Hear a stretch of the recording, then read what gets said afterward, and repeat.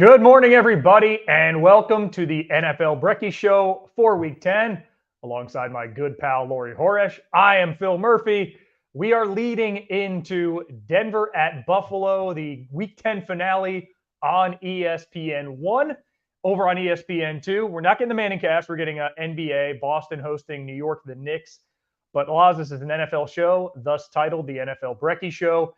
And this week more than any other, you and I chat after the Sunday night U.S. Monday morning round of games. You're kind of getting a grasp on what we saw, and it's getting maybe it's getting a little easier as it goes on. We're starting to pare down contenders, but this was not defined in a league defined by quarterback play by the quarterback position. It was defined by perhaps the least appreciated position on the field, the kicker. We had 5 walk-off field goals, setting an NFL record for a single day, which serves as no surprise because in the entire Week 10 slate, with where we are on buys, there's only one quarterback, one Super Bowl winning quarterback to start in Week 10. And he hasn't seen the field yet. It's Russell Wilson for the mighty, mighty Denver Broncos, who are 7.5-point underdogs today at the Bills. Yeah, the homerism isn't quiet today at all, especially in the fashion stakes with what you're rocking over there with your T-shirt. And let's just peel this one back. Oh, okay. Yeah. I would say it was a great learning week for some teams, as some of the, offensive statements made, particularly in the NFC side of things, but still plenty of enjoyable football. That witching hour, as Scott Hansen likes to say, really did pick up at the end of that first slate. I think for me, when you mentioned the big picture and who the statements were made by or how the week was defined by, I think we came into this season thinking the NFC looked like a couple of names at the top who was really going to make a run, and the AFC was this quagmire, loaded quarterbacks and contenders, and some of those fell by the wayside through injury. Obviously, Aaron Rodgers, we may touch on him and some of his comments later today. But really, that started to take shape. The AFC is absolutely mystifying. When you have the Ravens, who are handed, and I was not alone, and they're still high up there, the number one spot in the power rankings, to the latest team find themselves at the top of the power rankings, fumbling away and fumbling that mantle or that status for the week. You have the Cincinnati Bengals, who'd been hot as anyone over the past few weeks with Joe Burrow healthy. They get Jamar Chase fit and firing, or at least fit enough and firing despite the back concerns, and they lose as well. So the AFC with the Kansas City Chiefs on bye, no one steps forward. It gets messier and muddier and murkier. And then the NFC side of things with the Eagles on bye, well, 49ers, the Dallas Cowboys, and the Detroit Football Lions all just dropped 30 and 40 burgers, almost tickling 50 for one of those teams against a hapless Giants outfit. But they really almost got in queue, got in line, said, okay, the 8-1 Eagles are off for the week. They're the ones hitting at the top bye. It's time for us to take care of business. I think if you're ranking those performances, the 49ers, after a 3-game slide, absolutely dominating another playoff contender. On the AFC side of things, the Jaguars, that's from a defensive standing, from a more clean offensive output, but from a defensive standing with questions over their run defense, and they hadn't played near the caliber of the name brand splashy talent they have littered throughout, particularly that defensive front. A fantastic get-right game against what we expected was a competitive opponent. Then you have a throwdown with the Chargers and the Lions, goes back and forth, exceptional offensive play. Defense, largely forgotten on the day. Jared Goff having a fine outing. Amon-Ra St. Brown, the two-headed monster of Monty and Jameer Gibbs there that is just giving me flashbacks of Thomas Jones and Jamal Charles back in Kansas City back in the day. Second straight week I've got to bring up Jamal Charles. Yeah. And then you saw what the Cowboys did, which was at one point have 500 more scrimmage yards than their opposition. This was not a football game. This may as well not have been competitive.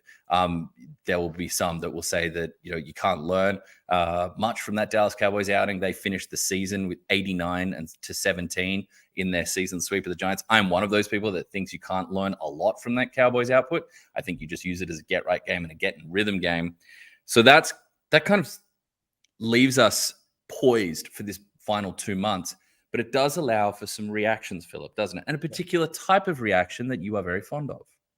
Yes, Laz. This is a time of year when playoff hopes are realized or begin to fade, and it generates sometimes reactions that are beyond words. They say a picture is worth 1,000 words. An emoji can be worth far more. So, Laz, these are not our emotional reactions to what we've seen in Week 10 into the season in this point. These are our emotional reactions. And for the sake of technological testing in a live environment, what could go wrong? I will let you lead off. I have your emoji at the ready. We're going to see how this goes. Yeah, the first one I'm going to go with, one of the stories of the season, particularly the last fortnight, has been Josh Dobbs over there in Minnesota. And the emoji that I'm allocating to both the Vikings and Mr. Dobbs would be the key. Now, let's see how we go popping this one on screen. And Philip, technology is not being our friend today, and we are unable to bring that one up on screen. But it was a beautiful attempt while we were there. But the key, the golden key. I'm going to keep trying while you talk. Just ignore me, everybody. You just keep trying over there. Fiddling on my phone. For me, we're handing the key to Josh Dobbs because him playing free and confident football is what so many teams look for at that position. We have seen quarterback situations capitulate across the NFL, and here we have someone who's been in the building for 2 weeks, if that, playing with, don't want to confuse it with reckless abandon, but the ability to stand in the pocket, feel confident enough that you're going to go back and forth, use your mobility, break out, score another superb rushing touchdown to the corner. The confidence to look downfield and create plays or take deep, daring strikes to the likes of TJ Hawkinson in the end zone against a good defense. The Saints may be incredibly frustrating on offense. They may have seen more, not to make light of any injuries to Derek Carr, but they may have seen more spark with Jameis Winston in. But as frustrating as that Saints offense has been, for large parts, that defense has once again been a strong unit. But what Josh Dobbs is doing, it's remarkable to think how much faith he must have instilled. Yes, give credit to the outside sources, Kevin O'Connell and the Viking staff, of the belief they put into him in such a short time, but the internal belief and confidence that he is playing with. Give him the keys. I don't mean give him $40+ million a year. I'm not getting into that, but enable him the rest of the way to play with this confidence. Give him the keys to the offense. Give him the keys to unlock his mobility, to keep creating, because in a year where offense is down and defenses with their disguises and the simulated pressures, which is the it phrase of this year. We've had RPOs in the past. We've had two-man in the past. We always have a theme phrase, and sim pressures, simulated pressures is the 2023 version. Awesome breakdown last week on NFL Live with the likes of RC and Dan Orlovsky and Mina Kimes calling in a breakdown simulated pressures in this day and age. But regardless, let's get back on track. Josh Dobbs, his mobility, his confidence to create, his ability to make second phase plays and to adjust when the play changes after the snap, keep enabling him. Great job from Kevin O'Connell. Great job from that Viking staff. They're having a lot of fun on defense, playing they're not the most talented defensive unit out there, but they play wild football. They will get after you. They will try and confuse you. They will throw the kitchen sink at you there with Flores calling the play. So ultimately, the golden key is my emotional reaction for the Minnesota Vikings and Josh Dobbs. A lot of emotional reactions to Josh Dobbs so far this season. His character off the field, his journey, his journeyman status, and turning into one of the poster boys, one of the absolute front-facing images that will last with us from the 2023 season. That's what I've got. Phil, your first emotional reaction. Well, Laz, I did try a second means to get the comment up if you want to test it whilst I support your claim. The Pastronaut giving the ability to launch. His reliance on TJ Hawkinson, 10 catches in the first half, most we've seen from a tight end in any game since Dallas Clark in 2009. By the way, University of Iowa alumnus as well. And now Justin Jefferson, rumblings that he's going to be back.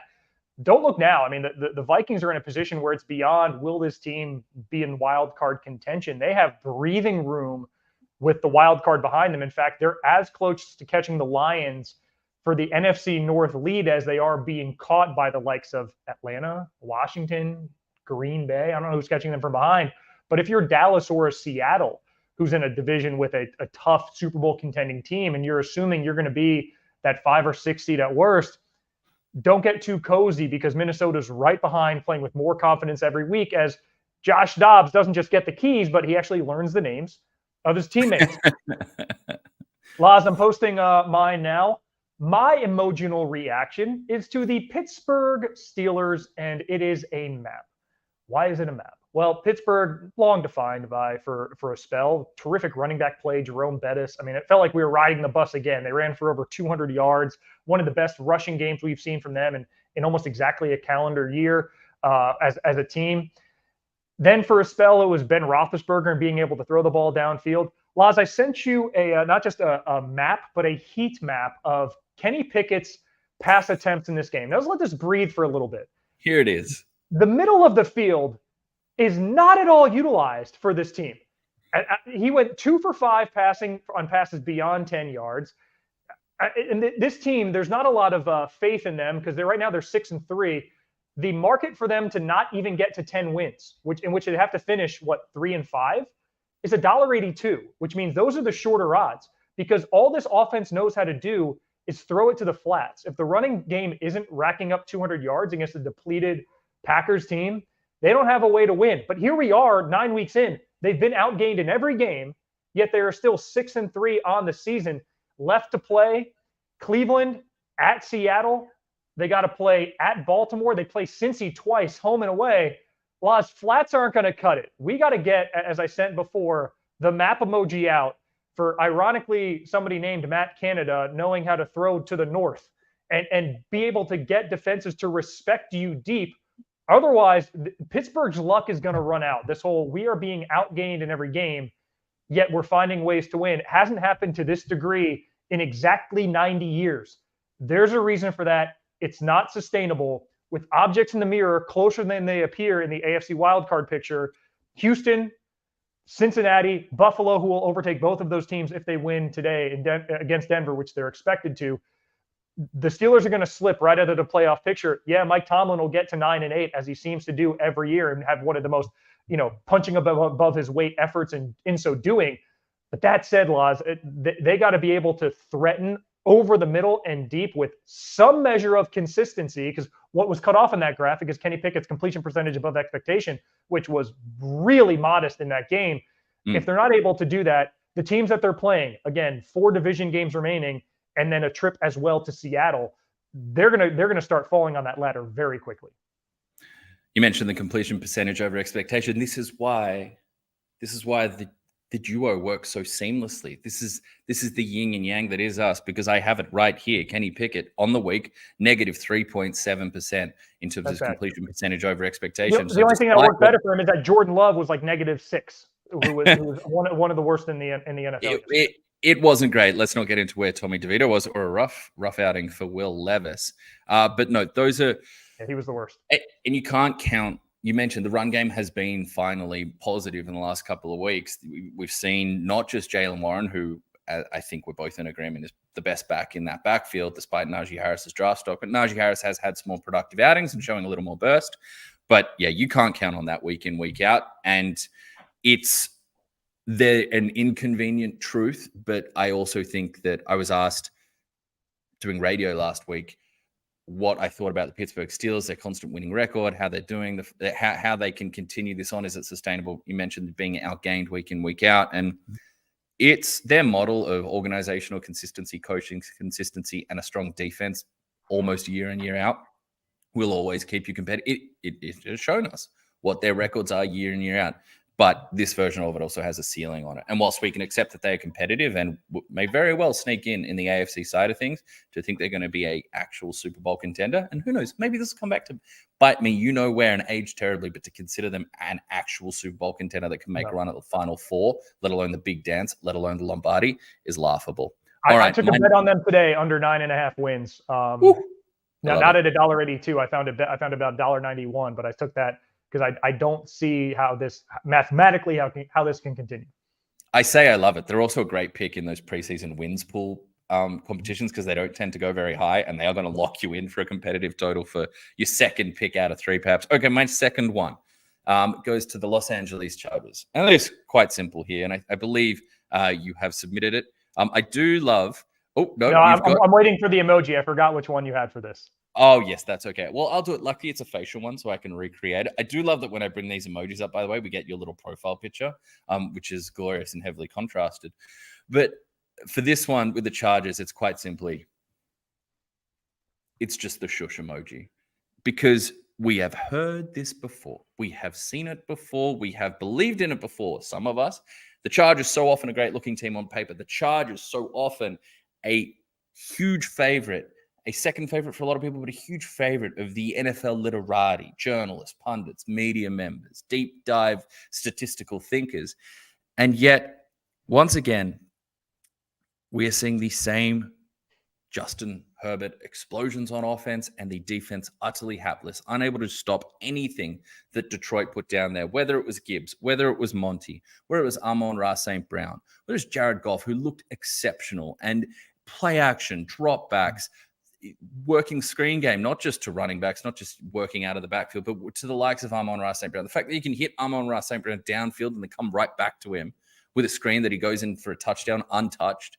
I've got to say that the non-existent wasted body movement in that man, Amon-Ra, he's not an overwhelming physical specimen, but you wonder how he's so damn productive and so open all the time and creates so much positive yardage.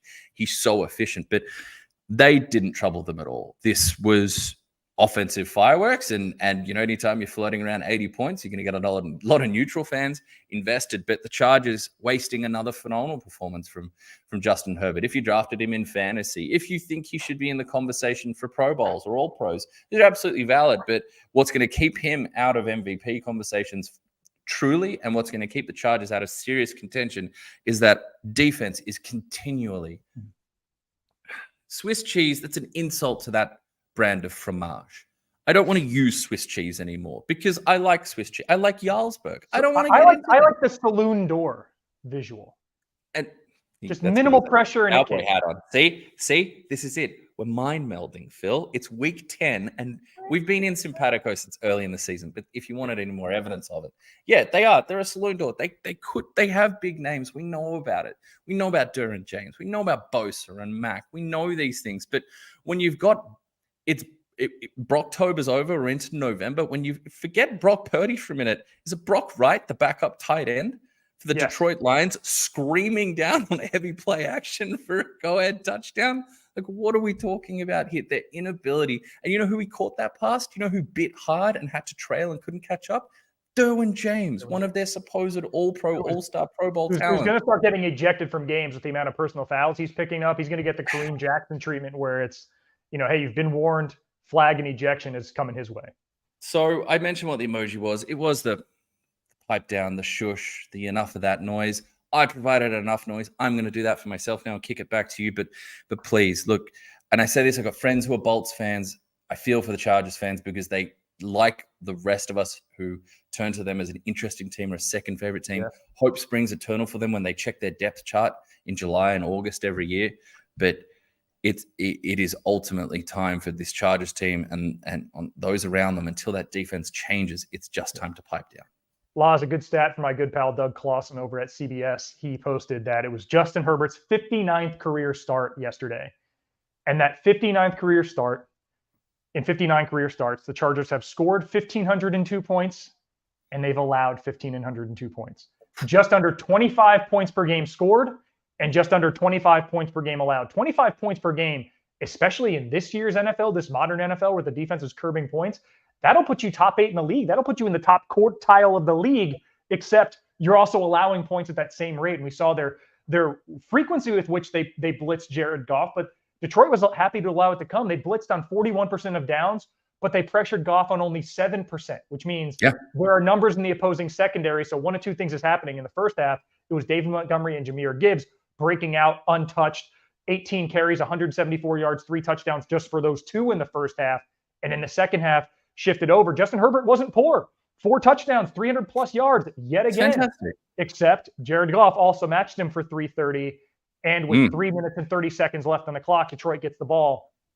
And anybody watching that game knew it was going to happen. It was just how easy of a field goal is it going to be for Riley Patterson to put this team down? Now, I will say, little schedule math, little looking ahead for the Chargers, which I know is here we go.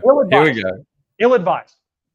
Laz, in a 4-week span, in December and January, they play the Broncos twice and the Raiders. Then in week 18, they play Kansas City in what could well be a dead rubber for the Chiefs. Should be a dead rubber for the Chiefs. Should be no Patrick Mahomes. So if the Chargers can just hang around, big if for the Chargers. If they can hang around, there will be a path for them to sneak in and get to that 7 seed. But as you mentioned, it is a very thick path in front of them, very marshy. A lot of weeds, a lot of thorns, a lot of thistles that they would have to navigate through. Cincinnati, Buffalo, Houston right now are in a game of musical chairs for one spot. I do expect Pittsburgh to recede Cleveland found a way to win, so that's an extra win in their column. But the Chargers could be a team. Listen, if you're talking season market totals for wins and we're doubting them now, and I understand it, have a look at the over, because strength of schedule for them down the stretch and kind of not game script, but season script could play in their favor. All right. While we're talking before you go on, I'm going to say this. This feels like you and me went out for dinner last night, had a couple of, dad sodas afterwards, and said, a couple of, maybe in this alternate reality. There's a Brekkie show. Maybe we had a mimosa. Yeah, maybe we did. But in this alternate reality, you and me are both heavy smokers, and we made a pact. Hey, man, let's give this up. For our health, let's give this up. Let's stop smoking. I've committed to that. And the next morning, I'm smelling a little tobacco on the breath there because Phil couldn't keep to just staying away from the Chargers. I was just at a bar, and it was the air. It was all in the air. It just got on my shirt. It gets on your hands, kind of. All right, let's move on. Laz, I've submitted my latest emoji, and it's a team that we've kind of talked around. And at this point last week, you could have made a cogent argument. Here's the best team in the NFL. And for 59 minutes and 20 seconds yesterday, you still could have made that argument. The Baltimore Ravens and the checkered flag, which in racing is crossing the finish line. This team is 7-3. In the 3 losses, Laz, as I'm waving the checkered flag for Baltimore. Here's the problem. 3 losses, all of which at one point in the fourth quarter, they had at least an 88% win probability. Yesterday, 97.1%. Gus Edwards scores to put them up 31-17. They sacked Deshaun Watson first play of the next series. Win probability, which is inexact, but it's obviously it's a projection. 97% in terms of projections that they get it done. They had a 90+% chance in that lead they blew to the Colts, and against the Steelers, it was 88.1%. They lost all 3 of those games. The reason I'm saying the checkered flag, your aspirations aren't to go 7-3, which will be 13-4 in all likelihood, or maybe 12-5. It is to win 3 in a row in January, perhaps 4 in a row, unless you get the 1 seed in the AFC, which they continue to beat contending teams they could well be in line for. But it is very crowded at the top with Kansas City and the like. Baltimore's inability to close out games. They were the first team in 12 years and just the 4th team in the Super Bowl era to take the lead in the first minute and lose on the final play and not trail it all in between, but lose the game. They led for 59 minutes and 20 seconds and lost to a Deshaun Watson-led team that he completed 30% of his passes in the first half and threw a pick 6 in the first minute. Averaged 5 yards per attempt for the game. I'm still trying to wrap my head around how exactly this happened. We saw a little bit of hubris bite Baltimore against Pittsburgh in a situation where there was no. Exactly what they did was go cover 0 on George Pickens. I think I'm freezing. Am I freezing? Am I back? I'm back. You're back. I'm back. All right. So a little bit of hubris against Pittsburgh. Cover 0 against Kenny Pickett, George Pickens. No reason to do anything. Pittsburgh hadn't moved the ball above the game. They gave their one-on-one. I think it was Marlon Humphrey. They gave the one-on-one against George Pickens. That was the only way they could have lost, and they did. In this game, they were smothering Deshaun Watson with a standard rush in the first half. He couldn't do anything. 3 for 17 passing, had the pick 6. They kept with the standard rush in the second half, even though Watson went 14 for 14, 13 of 13 of that against the standard rush. They didn't mix it up because of what they saw in the 30 minutes of sample size. They didn't adapt within the game, and it cost them. So this is a team now that's lost 3 games that they really should have put away, and they'll need to put away against greater opponents once we get into December and especially January. I have my doubts unless they can find that checkered flag. They need to find their closer. They need to figure out different great teams, and it's easy to point to like Mahomes and Kelsey. It's a rarity, but teams need to have the closer that they can go to, and whether it's a wide receiver running back connection, a wide receiver quarterback connection, or tight end, or some run plays that they know that are just their absolute pillars and strength that they can go to. I could name 4 guys on that offensive depth chart who would qualify.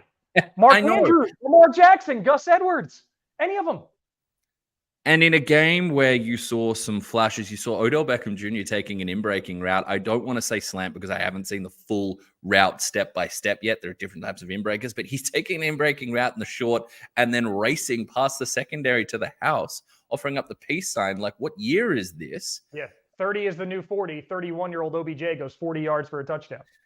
You know, when you're having positive signs like that, to waste a game where you have that 2-score lead, when you have moved the ball against a very good defense that you know is going to give you trouble, And when you seemingly move away from some things that are working, like as a Gus Edwards fantasy investor, do I want to see all the touches go away to a man named Mitchell? No. But when he's taking every reception for 16 yards or every rush opportunity for 13 yards, maybe when you're trying to close out the game, sprinkle him in. Just an idea. Yes, there's some flukiness. One at the pick six that Greg Newsome had, it careens off someone's helmet. It floats into the air and he gets to hit that thing like pace, like it was an inside ball to, what I mean, to your crash ball inside center, just really bang. The opening and the line is right there. See, not the only one. Not the only one that's making rugby references on the NFL Brekkie show, Phil. I went anyway. Cricket. Hold on. I'll throw the line out and reel you back in here. Let's not let you get carried away in the tide there. Okay, all right, good. Baltimore, after being crowned a week ago, rightfully, and as is the rhythm of 2023, they're getting a little comeuppance this week. I want to say, if you do have any emojis, send them in. And no surprise there right off the bat. Friend of the show, great commenter, Hall of Fame, I think we'll say commenter Brad with his. I'm going to check that these are all Disney safe before I bring it on screen, but I believe they are. For his Panthers, yeah, we've just got every rage, tears, profanity, sick to the stomach, and then the vomit. Yeah, that's about right. Yeah. And it's a perfect segue because my final one, Phil, and I see you have dropped it in here. Yeah, my phone was dying. It was killing my bandwidth. I had to just, fine. The NFC, we didn't lose you. We still got your wisdom. The NFC South, and I have the Baker. And why? Because I have a little bit of concern that the entire NFC South is just becoming different versions of Baker Mayfield. Obviously, with the Tampa Bay Buccaneers, who got a victory over the soon-to-be-forgotten Titans of 2023. They have the original Baker. They have Baker Mayfield under center himself. Then we cross over to the New Orleans Saints. And with Derek Carr, I think they have... Increasingly, I'm being concerned that we were seeing emo Baker, or also known as 30 seconds to Baker.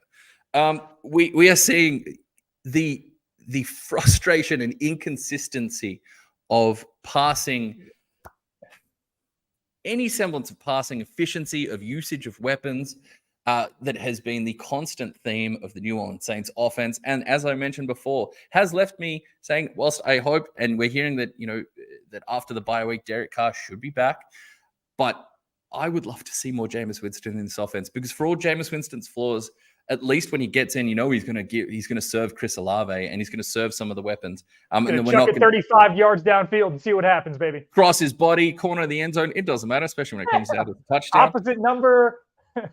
And then if we go to the Atlanta Falcons, and with Desmond Ridder now back under helm, I think we have young, mobile version of Baker Mayfield. I think once again the inaccuracy as a passer, the questionable mechanics at times, the willingness at times to really chuck it downfield when perhaps the arm, the setup, the technique doesn't point in that direction.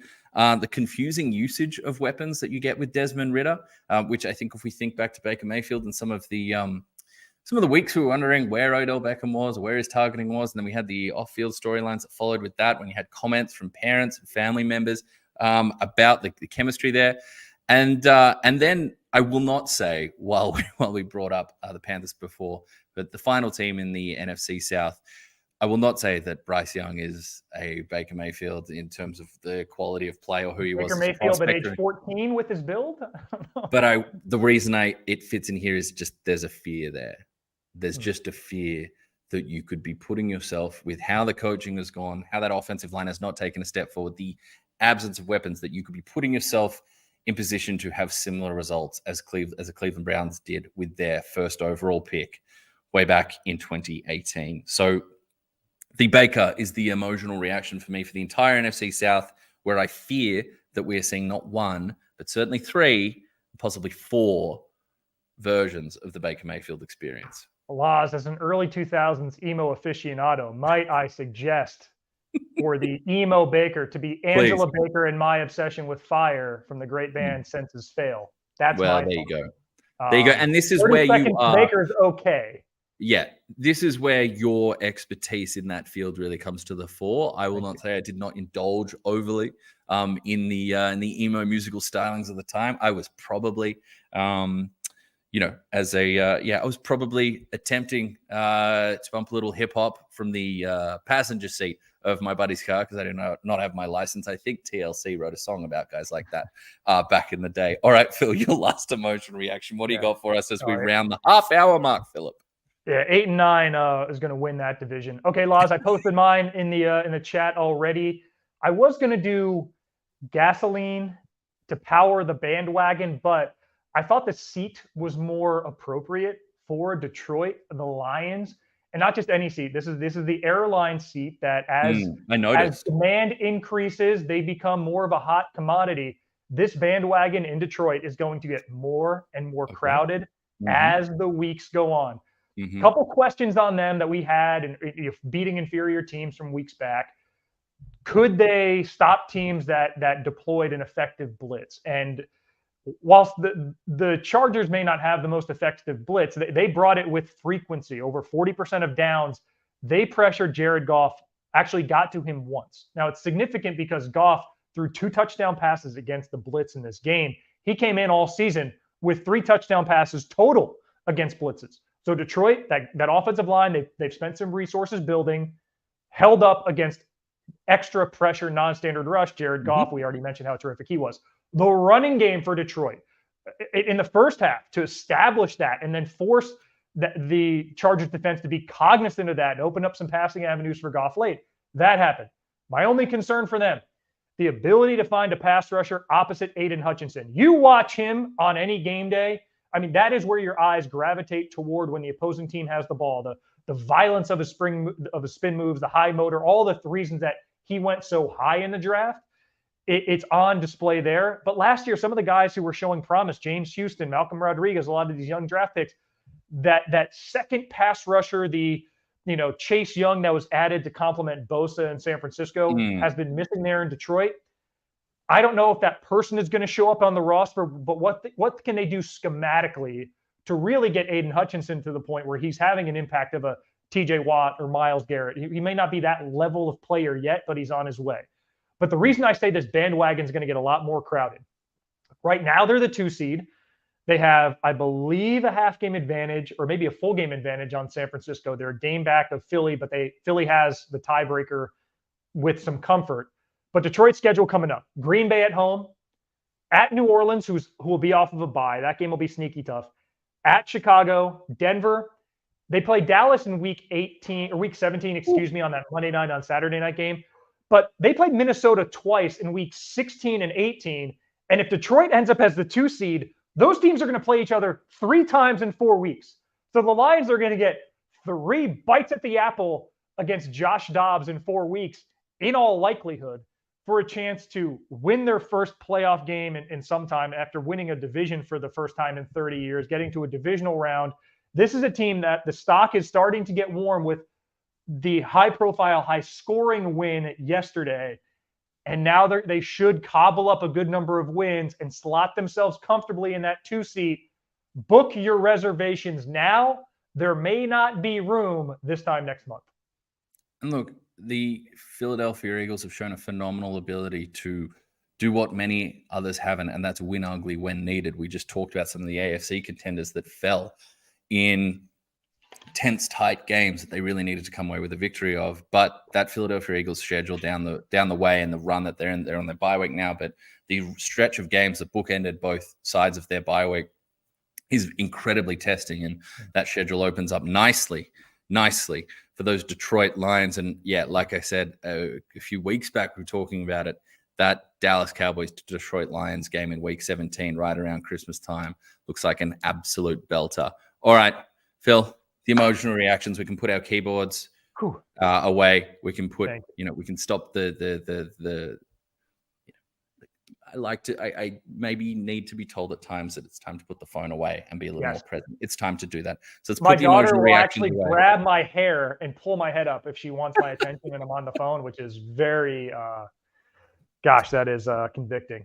But Laz, we are not staying off the phone entirely. No. Because it is time to go to the Hot Take Hotline presented by Macca's. And we can go through these with some pace. They're pretty good.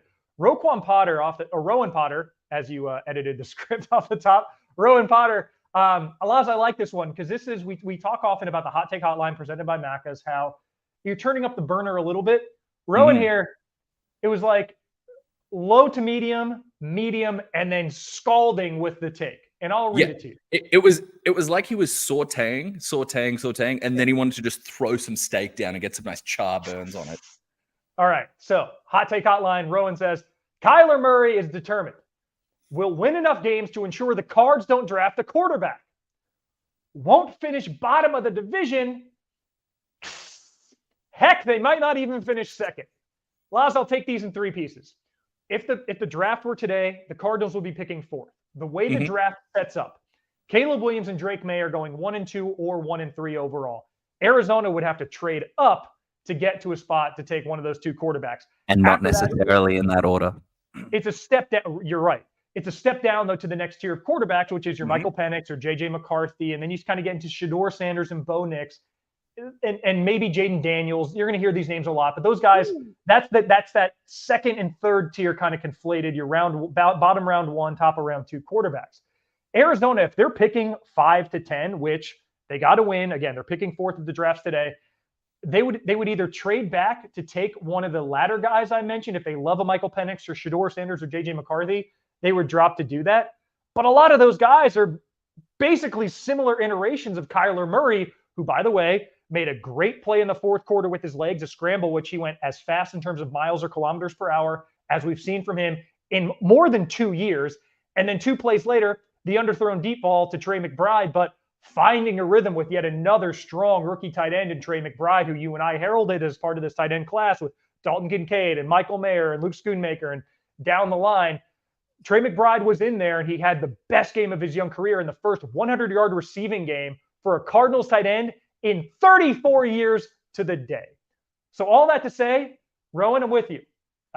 Kyler Murray may play well into to save his job only because of draft position, because a lot of dead money on his contract that they're still really 2025 away from being comfortable casting off the city. Now we're getting to medium heat. Won't finish last in the NFC West. Arizona does host the Rams coming up, but Matthew Stafford, it looks like he's coming back for the 3-6 Rams. Might take a little doing to overtake the Rams, but this is the Hot Take Hotline. It's your parameters to make that take. If Kyler Murray plays as well as he did in the fourth quarter, certainly could and may well happen. The scalding, searing take, this team finishing second in the division, catching Seattle, who at the moment has a 4-game cushion with 7 to play. And Geno Smith threw for more yards than anybody yesterday, not named Rain Dakota Prescott. At Houston, at Pittsburgh, against San Francisco, still ahead for Arizona. Laz, that steak might be overcooked for me on that last one, but I'm with you 2/3 of the way. Yeah, I think, and I love it. That's what we're here for. And I brought up Rowan is watching right now. He said he loves it spicy. Good on you, Rowan. And I also want to say that it makes me feel both proud and a little troubled that it spends so much time talking about football and not just big name quarterbacks or wide receivers or fantasy, but linebackers, even star linebackers, that Rowan got auto-corrected to Roquan as I typed into our rundown. And I just trusted you. I was like, oh, Roquan chimed in. Roquan Smith. But you know what? Roquan Smith deserves that much chatter with the level of play that he has provided in his still young career. Yeah, I think when you look at the schedule upcoming for the Cardinals, I think certainly they will play themselves out of spot to get one of those top 2 quarterbacks.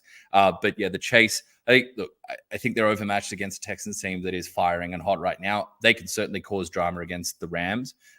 We expect that it sounds like Matthew Stafford will be back after the bye week for week 11. They play in week 12, but that'll be an interesting case of 2 teams that are probably coming into this with losing records, but certainly offensive potency to play with there. Steelers is a fascinating matchup because talk about a clash of styles. Couldn't get 2 more contrasting ways to operate when the ball is in your hand. 49ers is tough. Eagles is tough. Those Bears and the Bears game and the Seahawks game that they have in spread either side of the Eagles game in the last 3 weeks of the season, certainly both winnable. The Seahawks have a habit of playing down for competition and then giving you hope in other weeks. And I don't think any of us are totally satisfied that the Seahawks, with the name brand talent they have, particularly on offense. I don't think we felt like they're truly the sum of their parts with how encouraging Geno Smith was last year, with the three-headed monster they have at wide receiver, with DK Metcalf, who's been quite forgotten, with Tyler Lockett, who's been up and down, and Jackson Smith-Njigba, who's coming along. And then with Kenneth Walker and take a sip of your Zach Charbonnet. There's so much talent. Good buttery finish to every run. I love a buttery shard. All right. But there you go. And we've got Rowan Potter chiming in here. Roquan Potter, number one cousin. Good to know. I don't think that's how. Yeah. Okay. But it's fine. Brad chiming in. See, now they're going at each other, which is exactly what this is the community. That Rowan take is tougher than a leather shoe. It's a overcooked steak. I mean, it is really flying in the comment section, which we welcome. I mean, before I get on to the next hot take, Phil, that T-shirt looks sensational. I don't know if that's being honest or taking the piss a little bit. I don't know. I think Adam Adam Schultz is a very sincere man, very substantial man. He also threw in, finally caught you guys live. Please tell me I haven't missed the Deron Bland Pro Bowl discussion. You haven't. It's not slated to be a long discussion because I read that as bland Pro Bowl discussion, like he was saying our discourse is bland. No. He loves the discourse. No, Deron Bland absolutely. We're anything but bland in this portion. Deron Bland, who had the quietest 5 interceptions for a rookie DB that you'll ever come across, particularly when you play for the Dallas Cowboys in 2022, has already hit. He's up to 5 picks already through 9 games this season for the Cowboys. He's got 10 since he entered the league, which leads the league, and he's playing really good coverage as well. It's not just splash plays; he's down-to-down coverage. So Deron Bland, here's the conversation. Absolutely should be in the Pro Bowl discussion. And honestly, if he keeps up this rate, with the way the All-Pro works, with some expanded defensive backfields, getting nominations with more slots there. I'm just saying, if I heard Deron Bland was a second-team All-Pro as a nickelback or cornerback, wouldn't be stunned, but you've got a whole back end of the season as more tape gets underway. But Laz, whilst we're talking about guys who have worked their way into the Pro Bowl conversation, how about the next on the Hot Take Hotline presented by Macca? Oh, yeah. Jason, kind of a rhetorical hot take. It's a question, but it's not really a question. Is there a reason CJ Stroud doesn't seem in MVP discussions? I will go on this quickly. Now, I do want to say, as well as he played yesterday, there are 2 ways to take this. That game was lost by Tyler Boyd dropping a ball in the end zone. Correct. And secondarily, a close second, Cincinnati's complete inability to stop the Houston run game. The Texans averaged 4.3 yards before contact on every run. Without Dameon Pierce. It was Devin Singletary who went 108 of his 150 before being touched, 108 yards before contact. That said, when the Bengals had the ball inside the red zone after Boyd had the long 64-yard catch caught from behind, they were giving C.J. Stroud Pro Bowl quarterback respect. The Browns weren't, hey, we're going to get in the end zone and then game's done and dusted. There was a bit in the mind of the play calling about clock. 2nd and goal from the 14, they run a designed QB draw. So Houston's forced to take its second to last timeout. And then the ball in the end zone, should have been caught, but there was a measure of respect saying, hold on, this guy's in his first year in the NFL and he was taken 2nd overall last year. I mean, that never happens, that level of respect that early. Now, to address the hot take from Jason, is there a reason CJ Stroud doesn't seem in MVP conversations? Well, this was a great question last week, Jason, when Stroud was like in the $101, $85 range, depending on where you looked. Laz, I found him as short as $29 today for MVP. The same odds as, hold on to your cowboy hat, Trevor Lawrence, Brock Purdy, Jared Goff, and Dak Prescott. Oh. So those 5 players today have the same odds for most valuable player. And CJ Stroud's in that group. So, Jason, the books agree with you. There's no reason he shouldn't be in the MVP conversation because he's there. And this team at 5-4, holding the last wild card spot if the playoffs started now, the Bills can overtake them with the win today over the Broncos. But if the Texans, they get the Jags at home, the Jags got to go on a complete tour of the AFC North. They got to go Cleveland, Cincinnati, Baltimore in 3 straight weeks. That is a gauntlet after playing a game in Houston. If the Texans can get to 11-6, CJ and Patrick Mahomes continues to be a step below the normal Patrick Mahomes, and the Dolphins are a couple. There's a path. There's a path. There is. $29 is actually decent value. All right, the comments are weighing in, Brad. It's a pity that CJ Stroud's S2 score was so bad. He would be an MVP candidate and otherwise. back in emotional, John Roberts gave us the champagne emoji for Houston. And there we go. Might be a little premature to pop the champagne, but they're in the picture. I like that he included in brackets sarcasm because we know there's no sarcasm font. And this is the one, Adam we asking couldn't even figure out how to put emoji in the chat until I texted him in. Will Stroud's record prevent him from having a legitimate chance? I think that's a big part of the discussion, especially when you consider, as hot as it's been recently, we are 3 weeks removed from the Panthers beating the Texans. We have seen them lose to a team like the Falcons. We have seen them lose to the Colts. This has not just been smooth sailing the entire way, but in my view, because there is no runaway candidate, because when I got asked this question, I threw this one out, and we'll keep it moving because we're at the 45-minute mark. My MVP discussion as it stands today, Phil, includes, and this is not in order, Lamar Jackson, Joe Burrow, CJ Stroud, Dak, Tua, Josh Allen, Patrick Mahomes, Jared Goff, Tyreek Hill, and Jalen Hurts, not necessarily in order. Yeah, that's 10 guys. It's 10 guys, and they're all in position to make a run. Tyreek Hill, the outlier there, is a non-quarterback, but if I'm picking one... No receiver's ever won it. A place kicker's won it, Mark Mosley, 1982. Yeah. No wide receiver has ever won an NFL MVP. And if you're talking about a wide receiver doing it this year, the conversation is Tyreek Hill, A.J. Brown, and he's not in the conversation because quarterback is, but CeeDee Lamb. CeeDee Lamb is right up there. That's a 3-horse. But out of all three, Tyreek Hill is... We're talking about value. He's the most obviously transformative for an offense.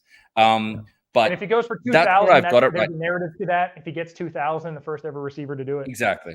So recency bias will play into effect. It does every year with the MVP race. The run home, the run to the playoff seedings, winning, earning top seeds, all that kind of stuff makes a huge impact. But especially when it's this loaded, when the pack has not been broken up. This is not a stage of the Tour de France where they're just stretched out and you've got leaders and the peloton's broken and you've got chasers and everything. They're all bunched. Not an analogy I saw coming today. Who'll be proud? That one's for managing editor of ESPN.com.au, ESPN Australia's social editions, digital editions. Stu Randall, he'll enjoy that one. Always good to throw in a reference for the head honcho. So, all right, Hot Take Hotline moves on. We've done MVPs. We have our highest profile contributor ever to the Hot Take Hotline. We do. We've had all due respect to Jason and Roquan. You guys are not the same caliber of just social media following as our next contributor. We've had fantastic members of our weekly audience. We've had anonymous entries. We've had entries from studio shows from our own ESPN stable of analysts, but never have we had one for an active and apparently soon to be returning quarterback. Here's the hot take. And this was Aaron Rodgers providing it on broadcast yesterday for the Sunday Night Football broadcast there that came through, that Aaron Rodgers makes its way into the media world. Aaron Rodgers is targeting a mid-December return. So we're talking about 4 or 5 weeks. Yeah. I mean, neither you nor me are doctors, just fact checking. Nope. There is a Dr. Phil, not me. Have not done my Achilles before. Thank God. It's absolutely wild to think that at this stage of his career, approaching 40, that Aaron Rodgers could return so quickly. Wherever you think of Aaron Rodgers off the field, whatever you think about his comments and his views on all sorts of things, if he is able to come back, the Jets, even with a loss last night, with how muddy the AFC is, their season is not over. Even with a loss, they really could have used a victory there against the Raiders. They needed it. But even as they stand today, it would be immense. The problem is, if he is back mid-December, let's say that is December 17. 18. At Miami. 17 in your hood, 18 in mine. The next 4 weeks feature a game against the Bills, which, yes, they beat the Bills earlier, but this one's at home for the Buffalo. Bills. And in Buffalo, and less chaotic circumstances, shall we say, that clearly was an element on that night. Then they welcome the Dolphins. They visit the Falcons, which I could absolutely see. It depends who you've got a quarterback, depends what you're seeing there. We've heard take the over down field goal props that day. Zach Wilson getting the vote of confidence again. this morning from the head coach of the Jets there. And then they play the Texans at home. Again, you think the Texans are going to be favored there, but that's not the most overwhelming opposition as good as a quarterback. As well as CJ Stroud's playing, that secondary gives everybody problems. If over the next 4 weeks, the New York Jets, who currently sit 4-5, if they can split and go 2-2, that would put them at 6-7, still within touching distance, still within the mix. This would be incredible. I do not believe it will happen. I don't think he will be back that soon. I don't, as ridiculous as it would be to take on. I need to do more research on the speed bridge procedure that he had, according to Melissa Stark, who broke the news. And if it's something for a complete rupture of the Achilles versus a partial tear versus a full tear, it's well beyond my expertise.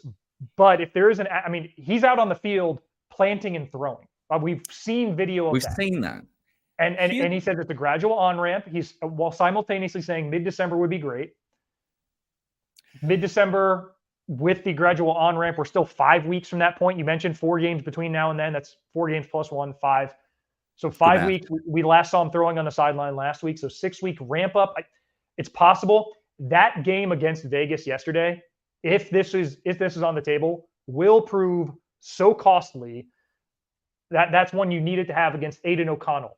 And you couldn't find the end zone again. 36 consecutive offensive drives without a touchdown. They have 8 offensive touchdowns all season. The Dolphins had 10 in one game against the Broncos. And I don't think Zach Wilson can either. He can't. Who can is his defense. If the defense, I don't see them repeating the success against Buffalo. If Josh Allen comes out of this game today healthy, he's not repeating that. They're not repeating that success. There's an avenue for a one offensive touchdown, like a 16-13 win over Atlanta in Atlanta, and something similar in Houston, a 20 or 19-16 win over CJ Stroud and the Texans. That's what it has to be. But the margin is so small to get there. Can we ask for some weather for some of these home games, perhaps, when CJ Stroud on the passing game comes to town? I can't do a weather forecast 4 weeks out, but I have faith it's going to be cold. It will be. It was. I feel like when you and I were chatting on the phone last night when I was walking to my car, it was -3 Celsius. That's what we're dealing with in the Northeast today, and it's only We're not even into the northern winter yet. We've gone past the 50-minute mark, so I'm going to make this real quick. I've got 2 points. One, I feel like I say this once every year at least, but is it with the fact that Dalvin Cook showed a little bit of burst, is it completely out of the realm that you go 2 backs in the backfield and go wildcat if the defense is playing lights out and just get Breece Hall? If it's a goal-to-go situation, you should. Getting to goal and go is an issue. And the other thing I will say is that, by the way, how bad was that throw from Garrett Wilson on the wide receiver? Everything was designed perfectly, and he threw the ball 5 yards out of bounds. It was not pretty, and there were some groans held throughout the Sydney ESPN offense. The Sydney ESPN NFL offense, that is a depth chart. Better than the Jets. I'll be releasing that later today. Some interesting decisions made there. Is there a head coach, offensive coordinator, quarterback? I'm not sure. We'll get there. But I will say the one other thing is that while I doubt he's back in 4 weeks, I do feel like we'll probably see him this season at some point if they're competitive enough or within the mix. I will say, just a warning, you'll notice, again, the T-shirt that I'm wearing, the Dallas Cowboys know exactly what Aaron Rodgers limping around on one leg can do. The Des Cordit game is remembered for that infamous overturned decision and the touchdown that wasn't, the down at the one that wasn't. But the reality of the other side of the ball of that game is that the Dallas Cowboys didn't stop Aaron Rodgers, who I believe had a calf strain at the time, from doing anything he wanted and moving that ball up and down the field, particularly late in that second half. Aaron Rodgers, even without mobility, is still an absolute threat, especially in a year where we have seen offense in decline. You know how much he would be being driven and thriving of the narrative of his potential comeback. All right. That is all for Hot Take Hotline this week, Phil, as we round the 55-minute mark. But it is time to move on to some different... No, we're going from some hot questions we saw today, for some hot takes, from some hot prognostications, to a hot award, to someone who has, or 2 players perhaps, that have rekindled some of their finest form. Yes, Laz, it's time for Feelin' the Flow, brought to you by Pilot. hard, made easy. I'll go with my candidate first. You have one that is very near and dear to your heart, so I'll leave that with you. But mine, somebody who's refound that vigor of yesteryear, guy in his 10th NFL season, and he has yet to see a receiving yardage total with 3 digits.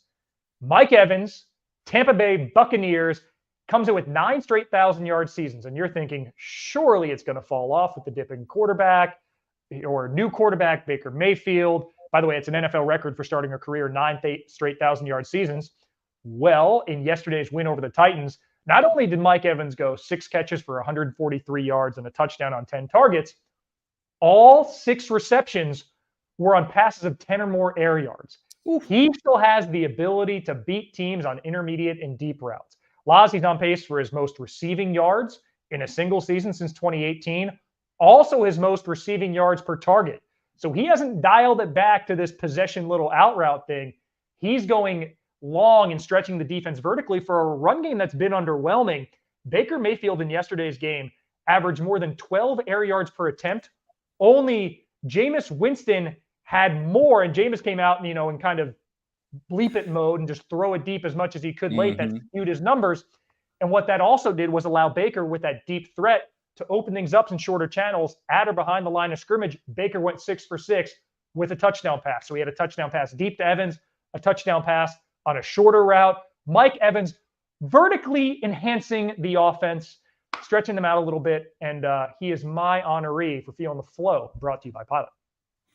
Well, while we're on wide receivers that have hit the 30 mark and are now looking at the next decade of their life and perhaps the later stages of their career, I think, Bill, in life, it's often the relationships that help spark the passion, get the embers turning into the fire, that really get us in our finest form. And the relationship between Brandon Cooks and, no, not his quarterback, Dak Prescott, but the relationship that he established with the Giants secondary or non-existent secondary certainly got Brandon Cooks fit and firing and flying at his best form, feeling his younger self.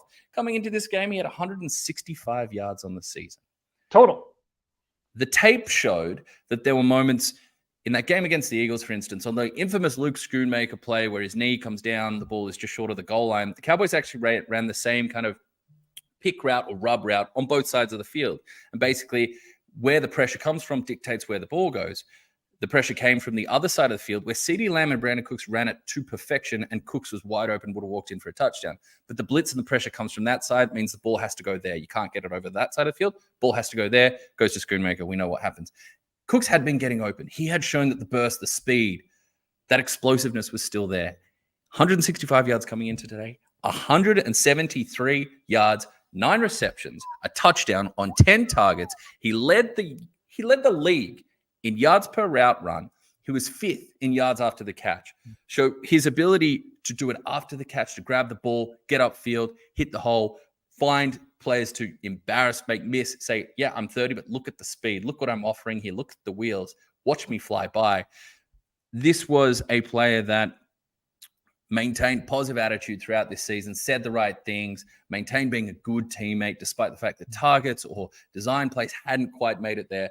But absolutely, the age of 30, roared back into form and put a notice to the rest of the league that through the back half of this season, as CeeDee Lamb is going off as the young alpha receiver, number 1 for Dallas Cowboys, is absolutely going off on the other side of the field. They're moving Cooks around. He's versatile. He's standing tall when his number is called and when the progression goes his way, and absolutely pitched his case for the feeling the flow moment, feeling the flow player of the week, certainly finding his mojo up against that Giants secondary. Oz, as the Cowboys ran away with it 49-17. It's always difficult to play in this league, but both Mike Evans and Brandon Cooks, wide receivers on the other side of 30, showed us hard, made easy. Well, Oz, we're also making easy the art of prognostication. Popular demand brought to you by Tab. Our picks, our tips for this Monday Night Football on Tuesday morning finale on ESPN. We had yet another profitable week. In fact, we went 4-0 again on our picks. On the season, we are up a combined 12.16 units. And again, we have been profitable every week. If you tailed us stretching back to week 3. This one's a little bit of a toughie. I had problems finding props in this. The game at hand, The Bills are favored by 8 at home against the Broncos. A little bit of juice on Denver, +8, $1.85 for Buffalo, $1.95 for Buffalo, -8, $1.85 for Denver, +8. Totals 47.5. Unders on Monday Night Football this season are 10-1. Unders in primetime, 24-7. Can you stomach the under with these Denver's at times poorest defense and the Bills' injured defense? I don't know if I can. But Laz, since you had a slightly better week than me last week, you had longer odds, and we both went 2-0. I will give you honors of leading off our popular demand, brought to you by Tab. As you mentioned, we're on a bit of a heater here, so it's time to show some confidence, but I'm going to test that confidence right off the bat because I'm going to put my faith in Russell Wilson. Russell Wilson to throw 2 or more touchdowns and 200 or more yards at $3.30 currently on Tab. Woo! Against a Bills defense that is struggling, has lost key figures, is not the defense of old. We have not seen the pass rush come on. We'll see that we'll see how that holds up. We'll see how that may change against this Broncos offensive line. But this is not a defense that is overwhelming you. They're ranking far down the way in many, many key metrics. Won't bore you there, but I won't bore you. I'll entertain you with this.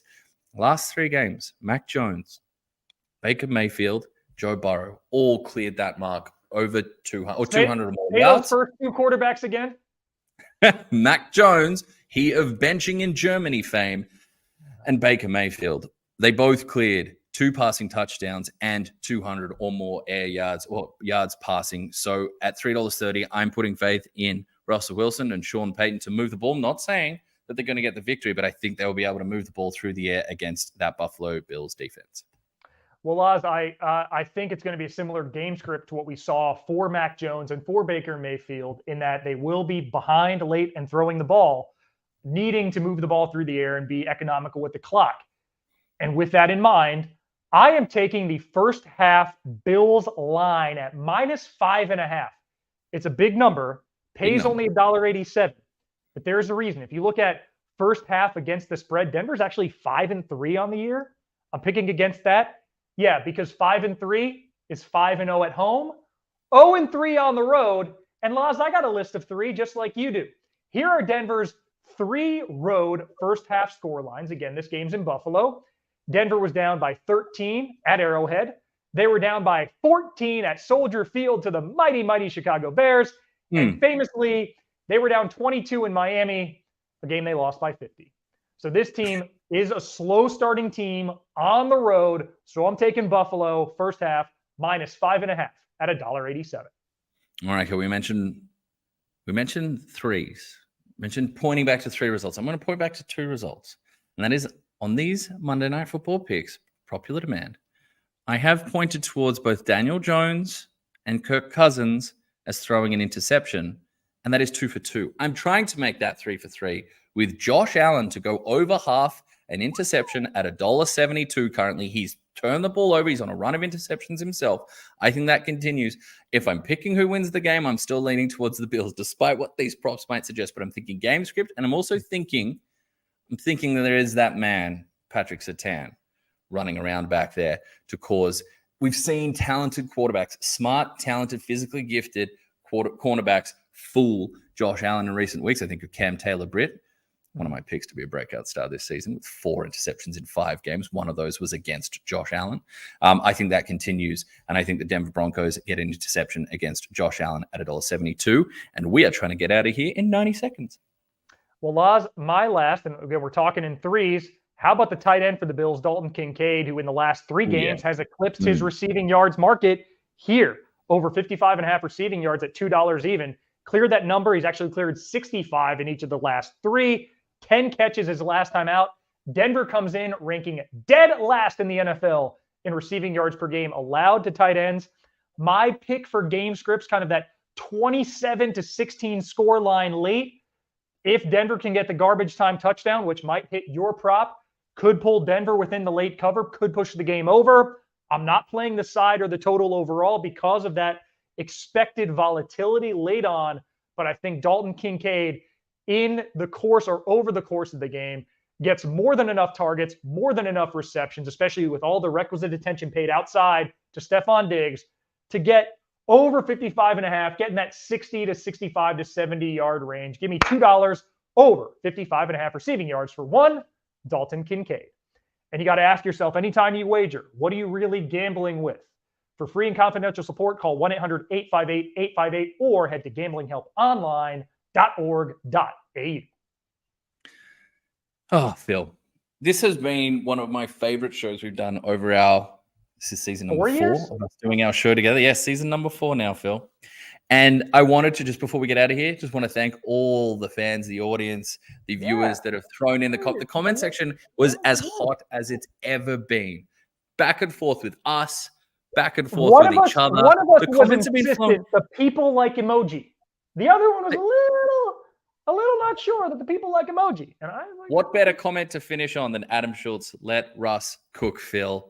What a way to take us on out of here. So thank you, everyone. Like the show, subscribe to our YouTube channel. We've got more of this. We've got fantastic content from across, whether it's basketball, whether it's rugby, whether it's football, soccer, or otherwise. We've got phenomenal podcasts. There's content coming out from every which way. The AFL Footy Boys have a big draft special coming this weekend. So make sure you like, subscribe, YouTube channel. You know where to go to espn.com.au. Phil, I'm getting hungry. As you're talking on the rules, what is our color scheme here? Is it yellow and black? That it is. Hey, thank you for joining us here on the NFL Brekkie Show. He's Laurie Horesh. I'm Phil Murphy. Of course, the game kicks off minutes after noon on ESPN. We got NBA on ESPN2. Great day to two-screen it. But overall, thank you for joining us. This has been a very fun one and a very fun season. We'll be back next week. But until then, keep it locked on the NFL page on ESPN.com.